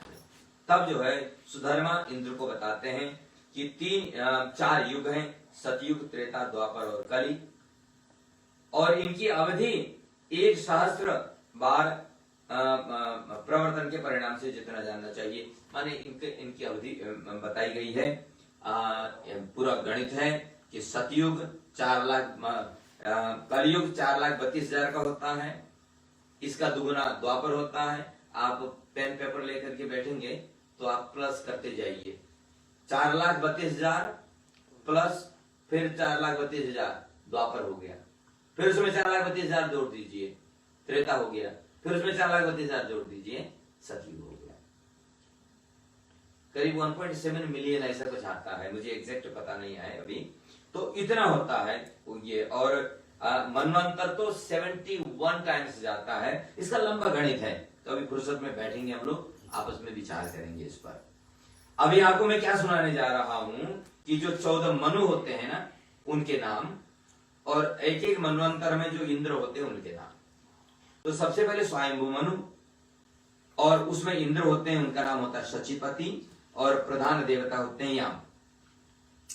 अब इसी प्रकार से स्वारोचिष मनवंतर, और उसमें विपश्चित नाम की इंद्र, देखिए इंद्र पद भी है, इंद्र कोई नाम नहीं है, इंद्र पद भी है, लेकिन उसमें अलग अलग नाम वाले इंद्र हैं। और उत्तम नाम के मनवंतर में सुशांति नाम के इंद्र होते हैं, तामस नाम के मनवंतर में शिव नाम के इंद्र होते हैं, रैवत मनवंतर में विभु नाम के इंद्र होते हैं, चाक्षुष मनवंतर में मनोज नाम के इंद्र होते हैं, और वैवस्वत मनु, ये वैवस्वत मनवंतर है जिसमें हम लोग हैं अभी, और इसके जो इंद्र हैं उनका नाम है पुरंदर, पुरंदर नाम के इंद्र हैं।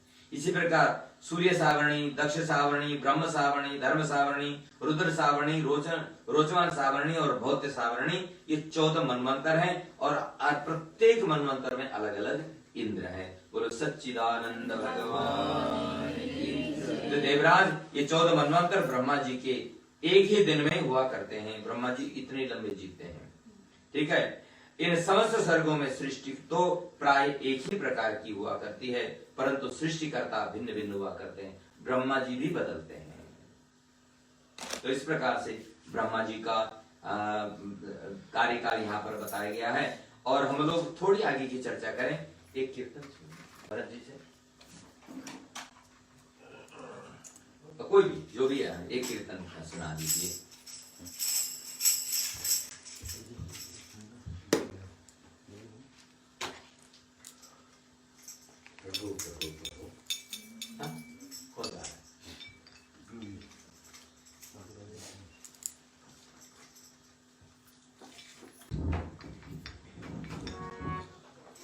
शामी आने बसो वृंदावन में, मेरी उम्र भी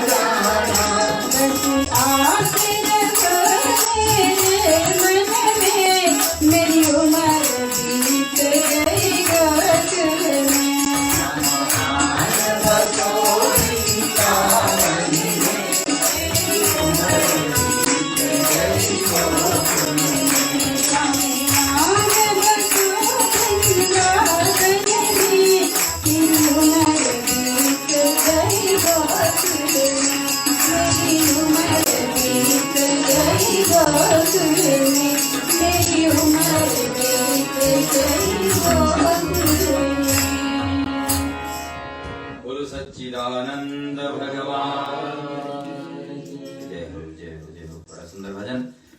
तो यहाँ पर नारद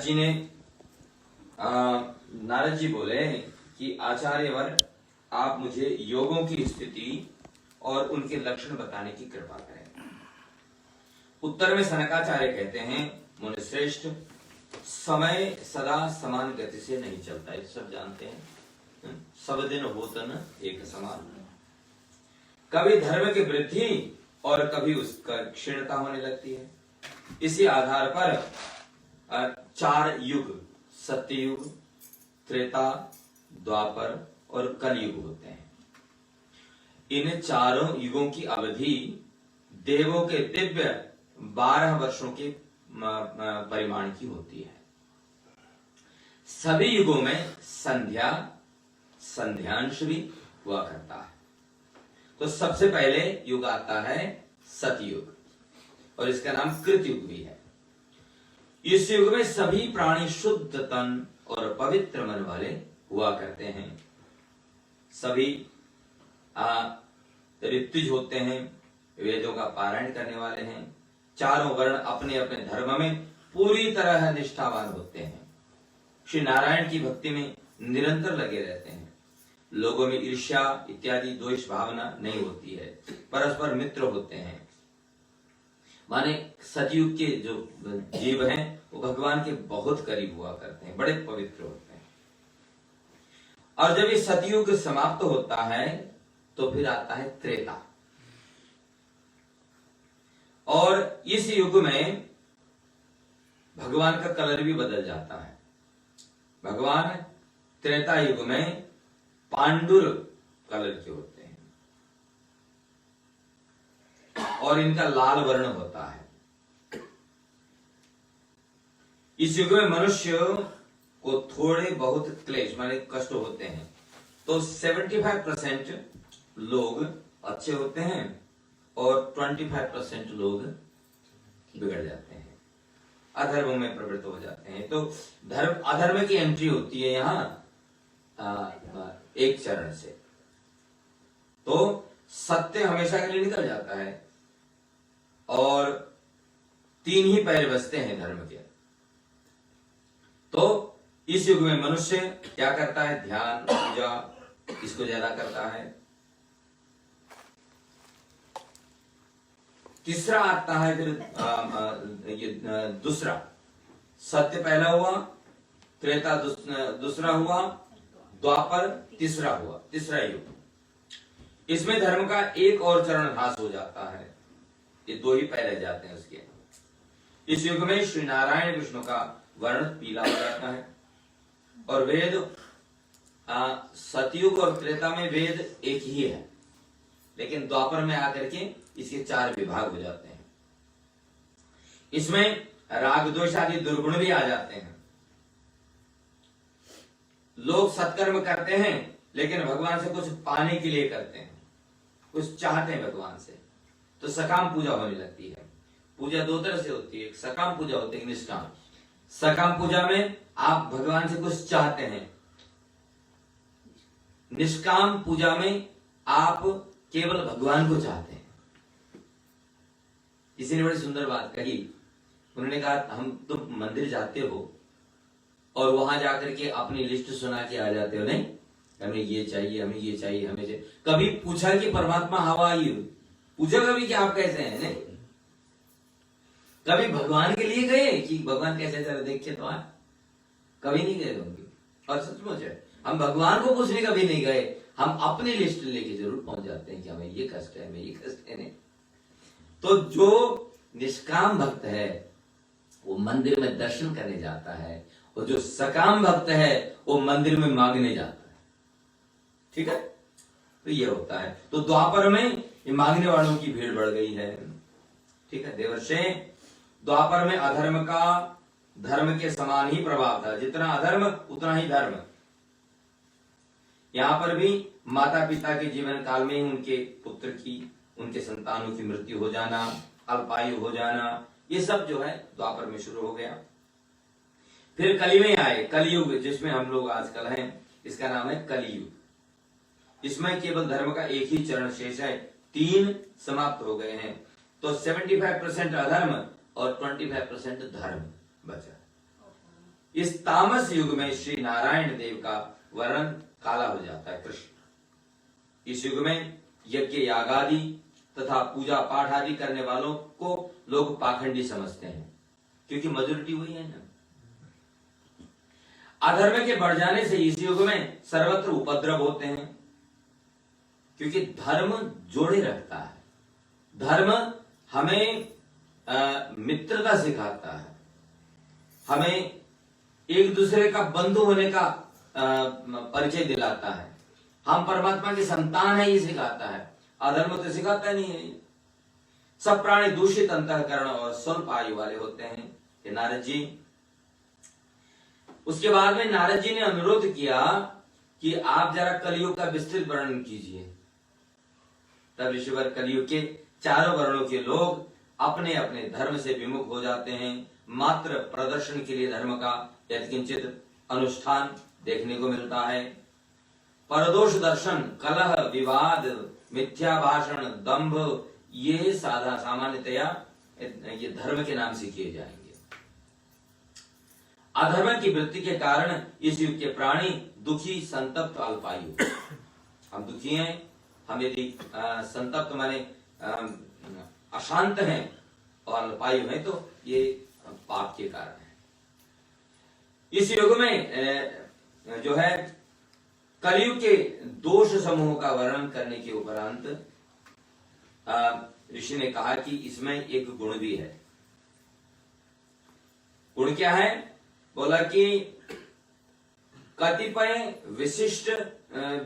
विशिष्टताओं का परिचय देते हुए सनकाचार्य कहते हैं कि हे मुनि, सतयुग में 10 वर्षों तक, त्रेता युग में 1 वर्ष तक, द्वापर में 1 मास तक निरंतर सत्कर्म का अनुष्ठान करने से जो फल मिलता था, कलयुग में केवल 1 ही दिन में, माने दिन रात 24 घंटे में वो आप प्राप्त कर सकते हैं। और वो क्या है कि परमात्मा का नाम संकीर्तन। देवर्षे, कलयुग में चित्त की पूर्ण शुद्धि तो संभव नहीं है, लेकिन इसमें जो परमात्मा की शरण जाएगा उसके पाप तुरंत मिट जाएंगे। हरेर नाम हरेर नामेव केवलम कलौ नास्तेव नास्तेव गति। अन्यथा तो जब हरि नाम की महिमा आ ही गई है तो जरा ये हरि नाम को गा ही लेते हैं यार ये। और इसमें भी संतों ने बहुत सुंदर सिखावन दिया है, तो इस सिखावन को हम लोग आत्मसात करें और जीवन को धन्य करें। बड़ा सुंदर, बड़ा प्यारा सिखावन है इसमें। नारायण दीन दयाल रे भज मन राधे गोविंदा। नारायण दीन दयाल रे राधे गोविंदा। नारायण दीन दयाल रे राधे गोविंदा। नारायण दीन दयाल रे राधे गोविंदा।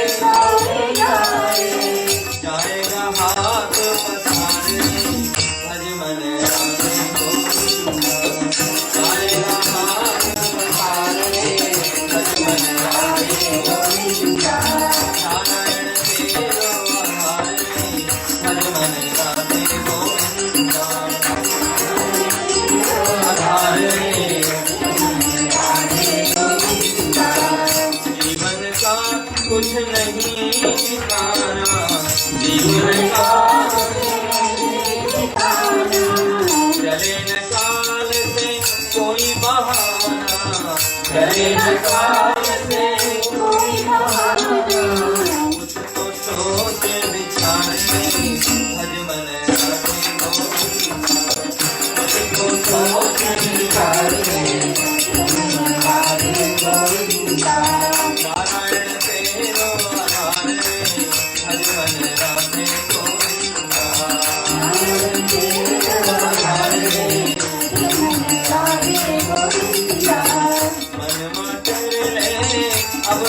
संगति मन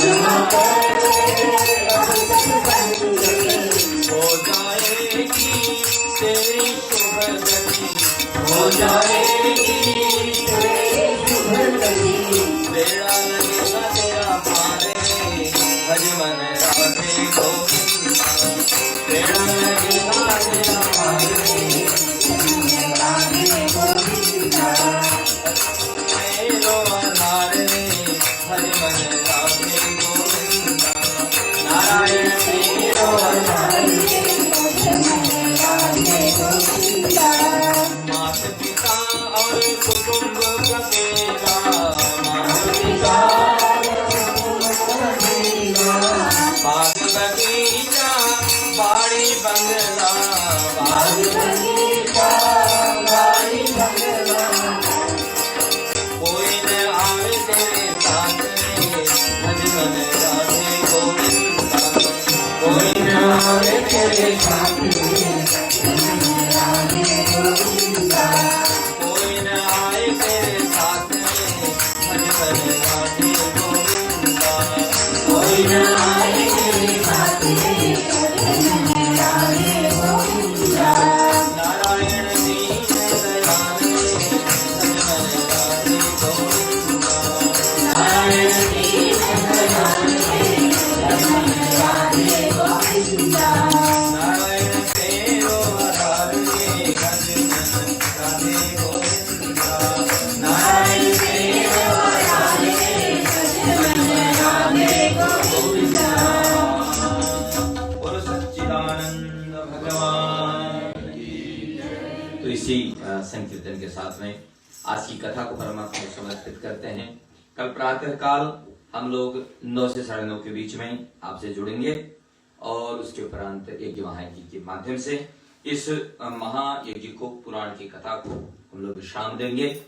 और आप सब इस माध्यम से, इस मंदिर के माध्यम से हम सबसे जुड़े हैं, इसके लिए आप सबसे धन्यवाद। पुनः कल भी आप जुड़िएगा। कल दिन का समय है, ऐसी सुविधा नहीं है जैसे हमको शाम को मिलती है, लेकिन जिनको समय मिले अवश्य जुड़िएगा। तो अब पंडित जी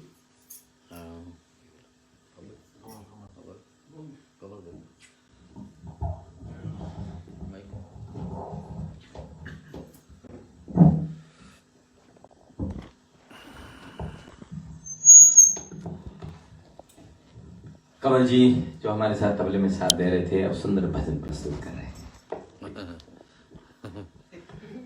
पहले भाषण फिर भजन। पहले भाषण है। अच्छा भाषण है, दोनों भाषा ही है। भाषा वेद व्यास स्वरूप हमारे गुरुतुल्य श्री पंडित नरेंद्र भट्ट जी नारायण भट्ट जी, भारत जी, पंडित भारत जी और पंडित देवेंद्र जी शर्मा, इतनी सुंदर तरह से जो ये नारद पुराण की कथा यहाँ हो रही है, इस विषम से विषम समस्या जो कोविड-19 के नाम से है, हम तो ये मान के चलते हैं कि हम लोगों के भाग्य है कि कोविड-19 जिस तरह से आया है 2020 में, और इस मंदिर की प्रथा जो 18 पुराण से संबोधित ये 10वां पुराण हमारे बीच में चल रहा है, ये कथा सुन के हमको तो ऐसा लग रहा है कि कोविड-19 के सामना करने वाला शायद ठाकुर जी यही नारद पुराण के रूप से आज हम सब के बीच में लाए हैं। और जो भी फेसबुक की ओर से, यूट्यूब में, जो जहां तक भी हम लोग का जो आवाज यहाँ से जा रही है, हम ये मान के चले कि उनका, ठाकुर जी के आशीर्वाद से ये जो पुराण का जो सेवन हम कर रहे हैं और इतनी सुंदर तरह से हमारे जो वेद व्यास स्वरूप भगवान के मुखार बिंद से जो ये प्रचार यहाँ से आ रहा है, जल्द से जल्द ये बीमारी खत्म हो और फिर हम पुनः एक बार वापस अपने ये धाम में चले। छोटा सा एक हम पंडित जी, हमको ये एक महसूस हो रहा है कि जब 2006, 7 और 8 के बीच से जब हम केम्स क्रीक मंदिर से जुड़े और फिर वहाँ के बाद में अपना ये धाम जो ओक्सली पार्क में लगभग 2008 से और प्रतीक्षा तो आपके ही हाथ से न्यू यहाँ डाला गया था। उस समय छोटी सी कुटिया बोले हम, छोटी सी कुटिया जो बाहर अभी हम भोजनालय जहाँ करते हैं ना, वहाँ पे कापोर्ट की तरह छोटे से जितने लोग भी हम लोग जुड़े थे वहाँ से न्यू डाला गया। और ऐसे करते करते आज 2020 तक भव्य मंदिर बन गया। इतना भव्य मंदिर है और जो जो भी हम लोग इस मंदिर से जुड़े हैं, जो जो जिसका सेवन इस मंदिर से जा रहा है और उनके भाव से यहाँ जो लोग भी आते हैं, साथ साथ में जो हम लोग का पर्सनल मतलब प्रैक्टिकल जो उन्नति हम अपनी निजी जिंदगी में देखते हैं, ठाकुर जी की सेवा से कितना लगाव पे हम लोग निकल गए हैं, उसी तरह अगर देखा जाए तो हमारा मंदिर भी छोटा कुटिया से आज यहाँ तक हम ले आए हैं। एक छोटी सी मूर्ति से लेके आज संगमरमर की मूर्ति हमारे यहाँ आए हैं। 2019 में संगमरमर के जो मूर्तियां प्राण प्रतिष्ठा भी आपके ही हाथ से हुआ महाराज। इनके इन सब के लिए हम सब आभारी हैं आपके। अगर हम देखते हैं कि जो 18 पुराण में जितना भी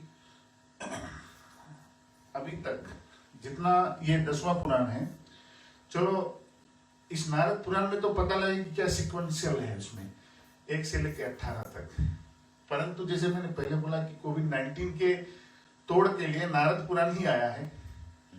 तो उस भाव से अगर देखा जाए तो कुछ छोटा सा हमारे पास एक गणित है। 2011 में जो हमारे स्वयं गुरु जी यहाँ पे पहला पुराण किए थे, श्रीमद् भागवत पुराण। हमारे गुरुजी 2011 से 18 पुराण का पंडित जी ने संकल्प लिया है। उस समय क्या होता था कि जो भी हमारे जो मंडली के हमारे जो जुड़े हैं यहाँ, तो वो भी एक एक ग्रंथ मतलब एक पुराण सुन सकते थे।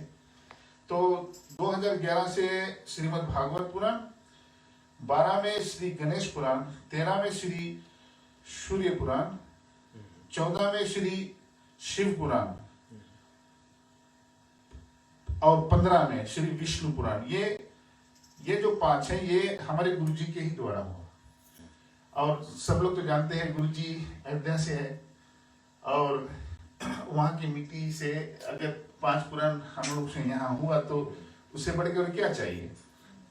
फिर उसके बाद में 2016 में देवी पुराण, 2017 में श्री स्कंद पुराण, 2018 में हरिवंश पुराण और पिछले साल 2019 में श्री गरुड़ पुराण हमारे त्रिवेणी से स्वामी आनंद गिरी के द्वारा हुआ। और उनसे बढ़ के जो हमारे सप्तम घाट से है, लिवरपूल से, है ना, वो आपके द्वारा से हुआ है ना। सत्यम घाट भाई हमारे लिवरपूल में भेज, इससे बड़ी बात क्या चाहिए। हम लोग यहाँ से दिया जाते हैं, ये घाट वो घाट सभी घाट घूमते हैं, अपना घाट तो छोड़ जाते हैं। बिल्कुल वो ठीक बताया। चलो ये तो थोड़ा मस्ती की बात है महाराज, परंतु कहने में क्या मतलब है कि जो हमारे जो अंदर का प्रैक्टिकल सेटिस्फेक्शन जो हम लोग भगवान के भक्ति की ओर मार्ग में हम निकलते हैं। और साथ साथ में मंदिर की प्रगति, हम लोग की वैष्णव प्रगति, और साथ साथ में जितना भी साधु संत वहां से आते हैं, ये मत भूलिए कि हमारी ये छोटी सी मंदिर हम बोलते हैं, परंतु ये काफी विशाल है। अगर वेबसाइट पे चला जाओ, हिंदू कॉस्मोस आप टाइप करो ना, उसमें सभी क्या क्या कहाँ से न्यू डाला गया, क्या क्या करते हैं। मैं तो कभी कभी ये भी हमारे अंदर से आती है कि जो हमारे पंडित जी है, जो इस फाउंडेशन मेंबर, मतलब यहाँ के फाउंडेशन जो डाला है पंडित देवेंद्र जी, यहाँ से लेके अयोध्या तक, हमारे अयोध्या में भी ब्रांच है ना, शनि संकट, इसी श्री शनि संकट मोचन मंदिर के नाम से वहां पे भी है। और हम लोग का भाग इतना है कि जो जो हम इस मंदिर में आते हैं ओक्सी पार्क, जो भी सेवा पूर्ण कुछ भी यहाँ चढ़ता है, इसी से वहां के ब्राह्मण लोग भी जीते हैं, मतलब कि सेवा वहां करते हैं। तो हम लोग का जो भी दान स्वरूप जो भी जाता है, तो एक ब्रांच वहां भी हो गया, तो वहां भी चले जाता है।